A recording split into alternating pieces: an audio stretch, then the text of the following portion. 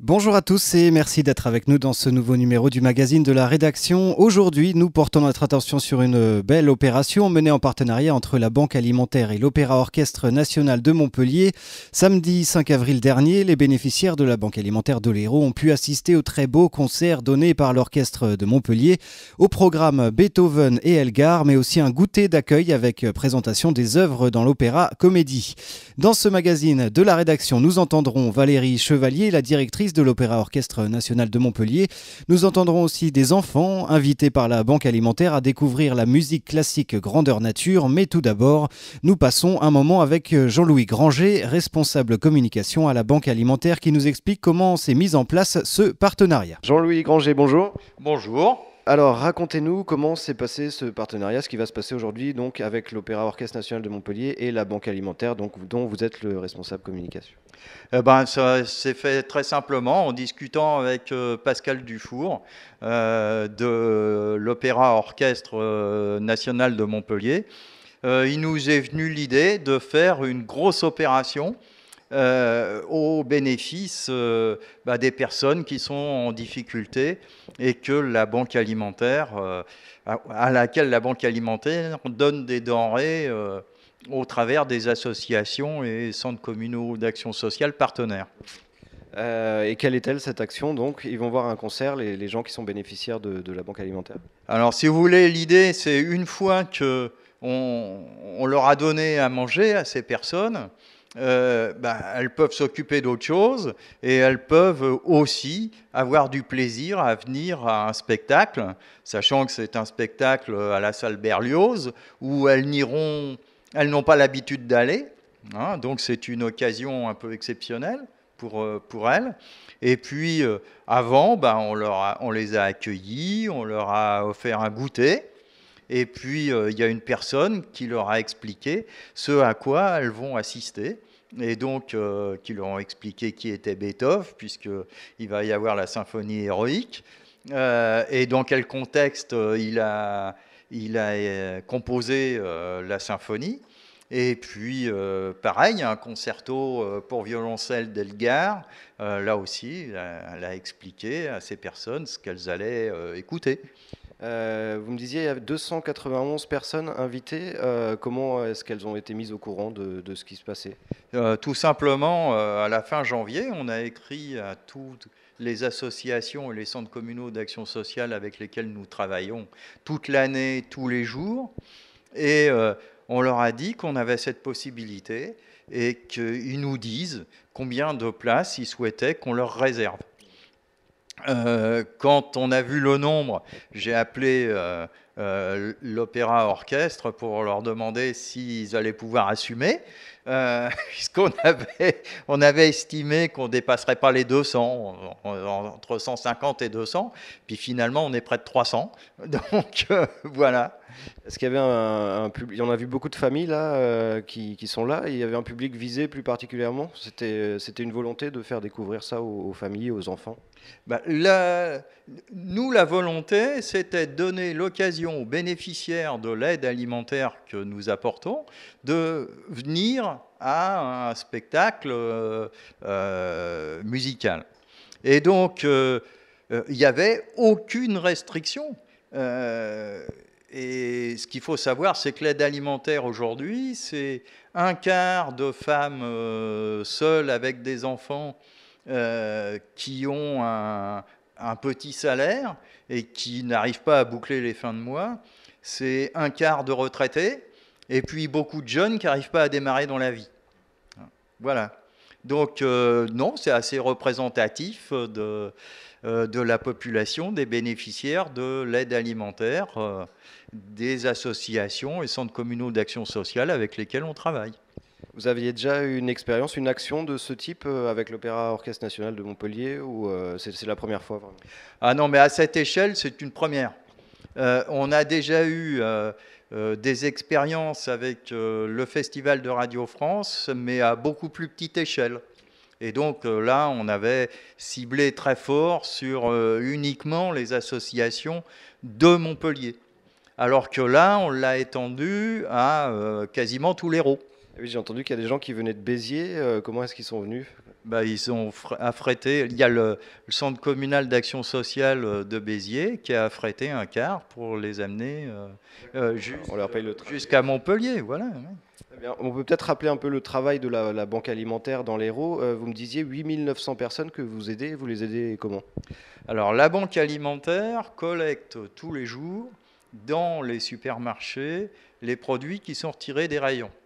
Qui sont retirés des rayons parce que le centre commercial a reçu la veille ou la nuit des produits frais et il faut faire de la place dans les rayons. Les produits frais, ils sont encore tout à fait consommables. Mais plutôt que de les mettre à la poubelle, ils nous les donnent à nous, Banque alimentaire. Enfin, on va les chercher, hein, on va les trier, et puis après, on va les distribuer aux associations et centres communaux d'action sociale qui, eux-mêmes, l'après-midi même d'ailleurs, vont les distribuer aux personnes qui en ont besoin. Sachant que ce qui est important, si vous voulez, dans cette affaire, c'est qu'une fois que vous avez vous avez aidé la personne à s'alimenter et à manger à peu près correctement. Elle peut commencer à s'occuper d'autre chose, c'est-à-dire à trouver un travail si elle est au chômage. Elle peut s'occuper de ses enfants, si c'est une mère de famille. Et puis l'autre aspect des choses, si vous voulez, c'est que quand vous êtes dans les difficultés financières, vous avez une tendance à vous replier sur vous. Et donc là, ça permet aux personnes d'avoir un petit peu d'oxygène et de s'occuper des autres, enfin, et de rencontrer les autres. Voilà, très bien. Jean-Louis Granger, je vous souhaite un bon concert. Eh ben, merci. Merci.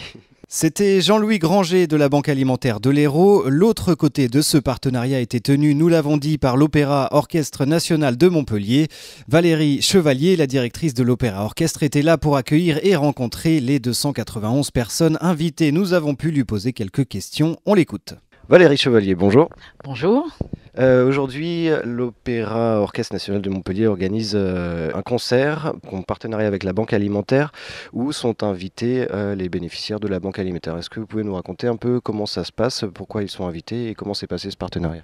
Oui, bien sûr. Alors, il y a très très peu en France d'initiatives comme celle-ci, c'est-à-dire de moments partagés culturels, donc on va dire de solidarité culturelle. Alors, il y en a en musique actuelle, mais très peu en musique classique. Donc c'est vraiment l'initiative des deux directeurs de la communication, Pascal Dufour et Granger, qui ont eu vraiment cette idée extraordinaire, non seulement d'inviter donc les bénéficiaires au concert, mais de les accueillir à l'opéra. Donc nous serons à l'opéra, nous serons au quorum, donc les bénéficiaires auront accès aux deux lieux, découvriront les deux lieux. On s'est dit que c'était à 4 heures, donc autant offrir un petit goûter et voilà, partager un moment et discuter avec eux, leur expliquer un peu les métiers de l'opéra. Et on a aussi une jeune femme du service pédagogique qui donne les clés d'accès, de compréhension aux deux œuvres qui seront présentées cet après-midi par l'orchestre complet de Montpellier Languedoc-Roussillon. Quel est le programme? Alors le programme, c'est un très très beau concerto de violoncelle de Elgar, qui est un compositeur britannique, et il sera joué par Gary Hoffman, qui est un instrumentiste qui fait une grande carrière internationale, et l'Héroïque de Beethoven, donc c'est la 3e symphonie de Beethoven, qui avait été initialement écrite pour Napoléon Bonaparte, et puis une petite ouverture de Coriolan de Beethoven. Alors ce qui est intéressant, ce que j'expliquais tout à l'heure, c'est que Gary Hoffman joue sur un instrument historique, puisque le luthier n'était autre qu'Amati, qui était le professeur de Stradivarius. Donc voilà, c'est vraiment tout début, c'est un instrument qui date du début 17e, peut-être même... voilà, donc c'était important aussi d'expliquer ça au public. On joue sur des instruments historiques aussi en musique classique. L'idée de cette rencontre, de ce partenariat, c'était d'aller un peu plus loin que juste distribuer des billets de concerts comme ça. C'était une vraie invitation à découvrir. Oui, c'est une vraie invitation. On a des gens qui viennent de loin, il y a une association qui vient de Béziers. Et la démarche était, on ne va pas juste donner au CCAS des billets et puis vous devez faire la démarche, alors vous devez venir, vous devez faire la démarche de venir à l'opéra, de venir retirer des places. Après, libre à eux d'écouter la mini-conférence ou d'assister, de partager avec nous le goûter. Mais il fallait vraiment une démarche. C'est pas juste de l'assistanat, c'est vraiment un moment de partage et une vraie démarche. Ce qui est extraordinaire, c'est que ce sont quand même 300 et qui sont venus en famille, tous ces gens. Donc là, pour nous, c'est une grande récompense, une grande réussite, et on espère bien poursuivre, développer, en tout cas reconduire cette opération. Ouais, vous nous disiez qu'il y avait aussi des enfants donc, qui allaient aussi découvrir l'opéra et l'orchestre. Alors, il y a quelques mamans qui sont venues avec des bébés, donc là, c'est un petit peu compliqué, mais il y a des petits, je pense que les tout petits ont autour de 3 ans, et il y a énormément de familles. Donc pour nous, ça, c'est très, très important. Des familles, donc avec les petits et les grands-parents et les parents. Le répertoire était dans la programmation normale du courant de l'année.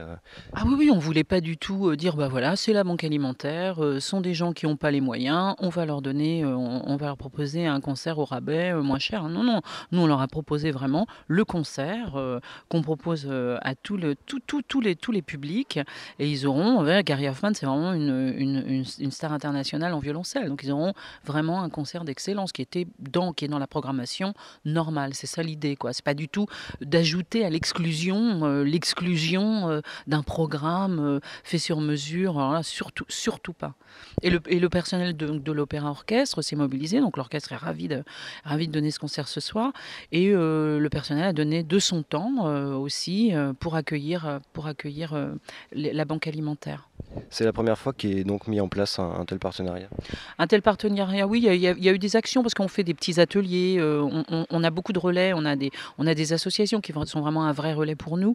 Et là, cette démarche-là de passer l'après-midi, d'expliquer ce qu'on fait et pour que ça aboutisse à un concert donc comme ça, oui, c'est la première fois, et de cette envergure-là, parce que là, il y a 300, un peu plus de 300 personnes même. Donc c'est une grande réussite pour nous.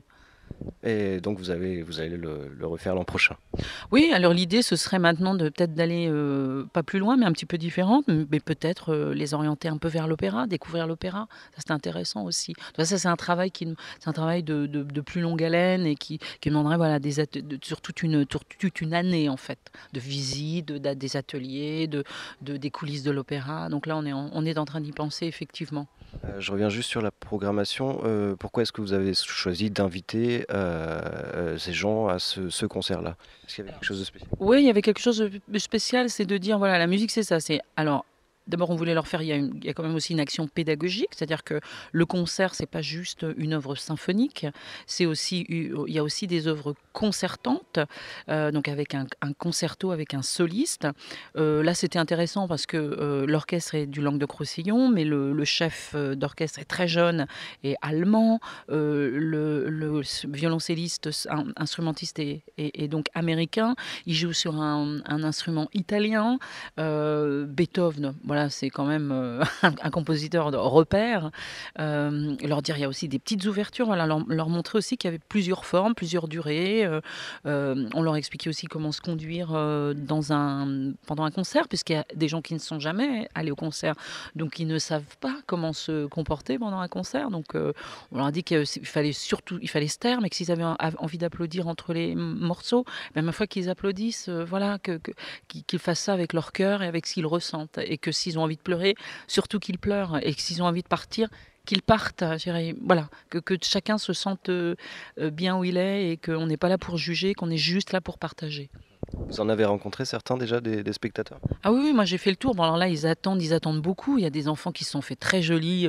Il y en a des jolies coiffures, des jolies, vraiment, c'est un petit peu endimanché, donc c'est très sympa. Et oui, je pense qu'ils attendent avec impatience. Il y a un petit qui était attentif à ce que je disais quand j'ai parlé de l'instrument du XVIIe siècle.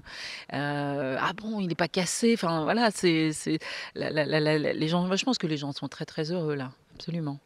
Super. Valérie Chevalier, merci beaucoup. Merci à vous de nous suivre. Très bon concert.